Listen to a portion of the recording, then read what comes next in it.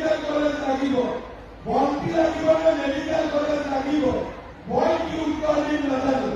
কিন্তু বিজয় মালাকাৰক এইকাৰণে মোৰ ভাল লাগে, যেতিয়া মই তাত 2 বছৰ ঘূৰিছো, মন্ত্ৰী লাগে মেডিকেল কলেজ লাগে, একদিন মোক মন্ত্ৰী লাগে, সদায় মোক কৈছে যে ৰাতাবাৰী ৰাইজে মোক ইলেকশ্যন জিকাইছে, দাদা আমাদেৰ জন্য আপনি একটা মেডিকেল কলেজ কৰেন।